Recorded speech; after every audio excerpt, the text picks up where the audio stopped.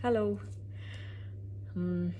This is the first time that I'm getting in touch with you all to clarify something, and I think this will be the first time that I'll be thinking twice before I speak my heart because I'm anxious that my words might be misinterpreted. So forgive me if I take a while longer than usual to communicate my thoughts. Mm. And I'd like to do this in English. In a recent interview, I was asked if I was a supporter of the left or the right wing, and I clearly stated that I believe I'm neutral, and we need to be good human beings first before we identify ourselves with our beliefs, and that the oppressed need to be protected at any cost. So further into the interview, I went on to elaborate on how I look at things, and I had quoted two references which had a huge impact on me and which left me traumatized for days.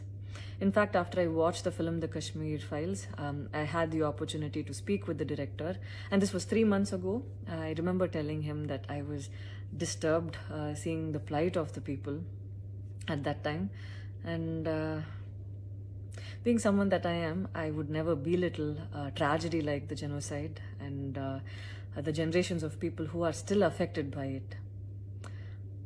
Having said that, I can never come to terms with the mob lynching incident that had taken place during our COVID times, because I remember seeing that video and being shaken for days. I believe that violence in any form is wrong, and violence in the name of any religion is a huge sin.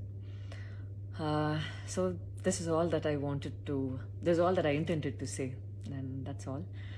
But it was very disturbing to see that many people online justified the mob lynching incident, and I don't think any of us have the right to take another person's life.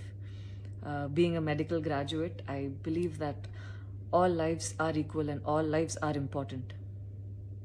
And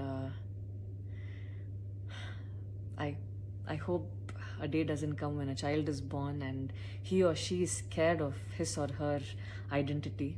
And I pray that we're not heading towards that, at least. 14 years of my life, my school life, I remember every day going to school and chanting, "All Indians are my brothers and sisters. I love my country and I'm proud of its rich and varied heritage." So maybe it went so deep into my head. And we as children would never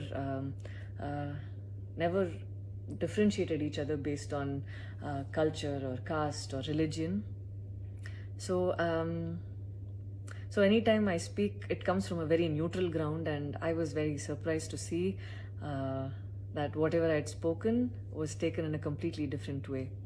And it was also very upsetting to see that a lot of prominent personalities and websites had carried a snippet from the previous interview that I had given, even without seeing the complete interview or the genuinity behind what was said.